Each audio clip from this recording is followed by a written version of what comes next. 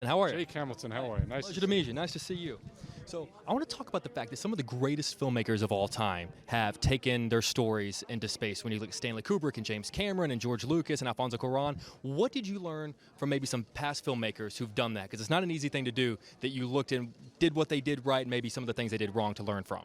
Well, those guys that you mentioned did very little wrong, which is why we love them.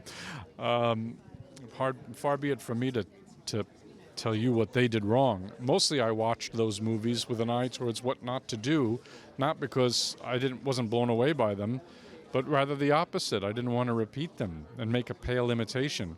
So I watched them, frankly, to try not to repeat them.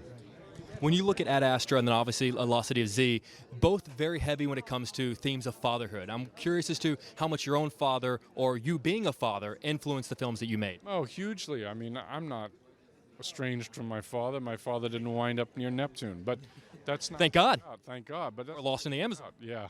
But what it's about really is finding an emotional truth. And I just felt that, father and son is one of the most core relationships in human beings. Mother-son, mother-daughter, father-daughter. It's essential, right? It's one of the first people you meet is your mother's your first, and the second is your father usually. So we just felt that it was almost like a very clear and beautiful thread for the story emotionally. As soon as the movie was over, I called a buddy of mine and said, it's amazing. It's kind of like, and then he said I was crazy. It's like 2001 meets Apocalypse Now. And he goes, oh, you're nuts. Am I wrong about that, or are there themes hidden somewhere in there where I'm on to something at least? Oh, no, you're absolutely right. I actually told a joke about it. After I screened it, a couple of friends of mine told me that.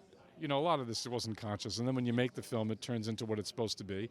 And my friend said the same thing. So now I've adopted it, as my own. 2001 Apocalypse mashup, But those are, magnificent masterpiece movies. And you can only hopefully be good enough to steal from that.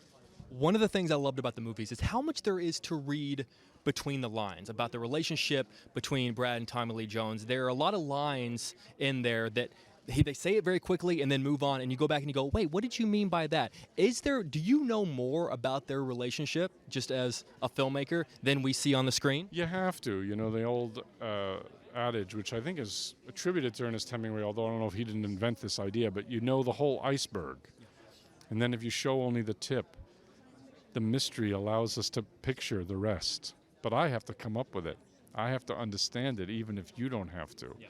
So, you have to do the deep dive. You have to do your homework. And then hopefully you sense some of that underneath the surface.